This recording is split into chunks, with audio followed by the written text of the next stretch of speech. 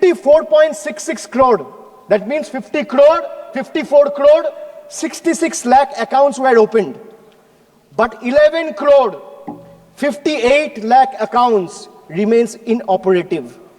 And out of this 54 crore accounts, 33 crore, 67 lakh accounts have balance less than 1,000 rupees.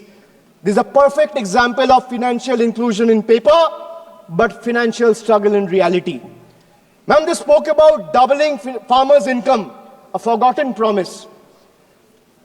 They promised to double the farmers' income by 2022. We are in 2025. But today, farmers are drowning in debt, facing stagnant crop prices, rising input costs, and no legal MSP guarantee.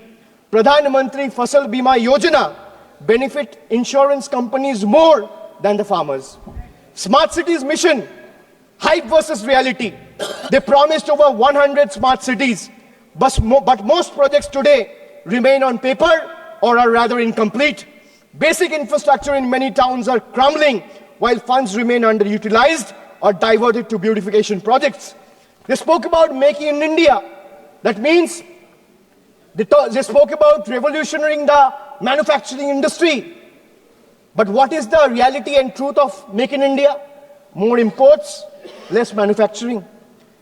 Local industry today struggles under the rising imports from China, inconsistent policies, and low capital investment. Instead of boosting domestic production, India's trade deficit with China has skyrocketed over the years. Unemployment, they promised about 2 crore jobs every year. But in reality, unemployment remains at a 45-year high. They promised houses for all by 2022, yet another broken promise. In 2015, a promise was made to provide every household a home by 2022. 3 years later, in 2025, as the deadline passed, millions still await promised homes, highlighting delays and unmet expectations. Pattern, if you look at the pattern, big announcement and half execution, or rather zero execution. From infrastructure to education, health to employment, BJP's governance is a pattern of half delivery. Grand promises, incomplete execution, and shifting blame when failures are exposed.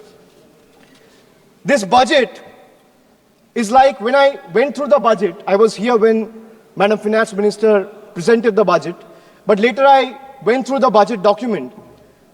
Ma'am, all I realized is this budget is like those promises where you promise free meals, but charges exorbitantly for, giving a chair to sit, free water, service. So this budget is like a buffet that promises free meal, but charges exorbitantly for water, service, and cutlery. While taxpayers find momentary relief in minor reduction in income tax slabs, the government swiftly offsets these benefits through indirect taxes on fuel, essential commodities, rising road tolls, and higher consumer good prices driven by the increased GST rates. It's evident that these reliefs are nothing more than a mere illusion. Much like the Jio's once free data plans, attracting millions of users at a time, and then they raised the tariff sharply, which now comes monthly at a hefty price tag. The government claims to provide relief, but the reality for the middle class tells a different story. Let me give you another small example, and these are real examples. The government claims of an 80,000 tax benefit for an individual whose income is 12 lakh rupees annually. But it's nothing but a misleading farce. They thumb their chest about relief while simultaneously bleeding the common taxpayer dry through GST and unchecked inflation.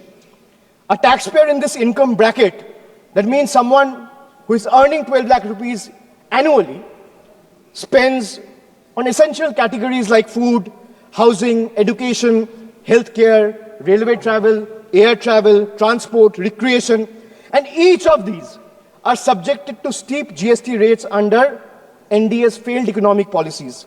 The result, if you do a quick calculation, you will see that someone earning 12 lakh rupees ends up inadvertently paying 98,000 in GST. So the illusion of 80,000 tax benefit that BJP is desperately trying to sell, in reality is snatched away from GST alone.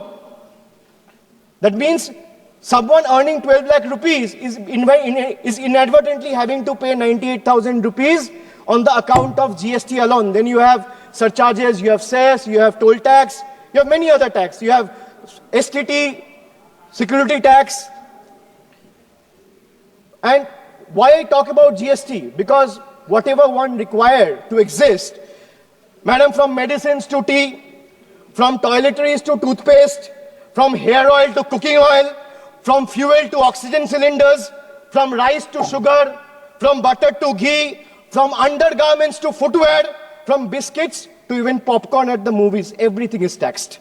In fact, more is lost to GST than they claim to give back. To make matters worse, there are several other taxes like I mentioned. There is toll tax, there are security transaction tax, there are cesses, there are surcharges, and then there's inflation also, which continues to erode whatever little remains. With an average 6% annual inflation, if someone is earning 12 lakh rupees today, that will shrink down to 10 lakh in 3 years. The only thing that is not taxed, or is rather untouched, is BJP's list of misleading promises and their sheer incompetence. That's only untaxed.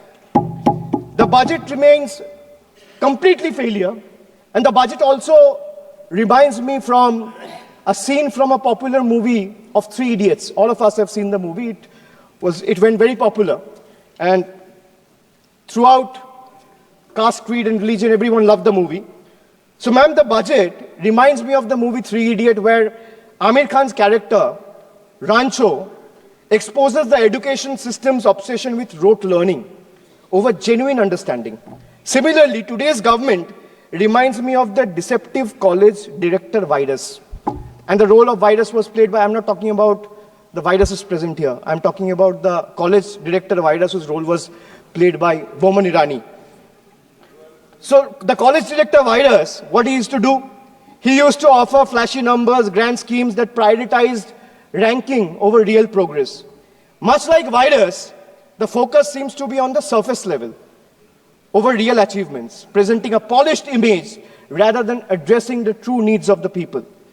Or if we take a page from the history, the British during the colonial rule, they promised reforms while continuing to exploit India's resources. BJP's budget follows the same playbook, advertising tax relief while ensuring the burden is transferred through hidden economic policies that favor big corporations and the elite, leaving small businesses and working class struggling. Madam, the budget presented over the last 1 decade perfectly sums up India and the BJP's version of Achhe Din, reflecting not just their grand narrative, but also the harsh reality of common people's struggle under the NDA's rule and regime. If I'm a citizen of India, I have to pay tax on the money I earn. If I'm a citizen of India, I have to pay tax on the money I spend. I'm a citizen of India, I have to pay tax on the things I buy, I have to pay tax on the things I sell. And moreover, pay tax on things that are already taxed, bought with money that is already taxed. Correct. Just imagine, you earn, you pay tax. You spend, you pay tax. You buy, you pay tax. You sell, you pay tax. And then you pay tax on things those are already taxed from the money that is already taxed.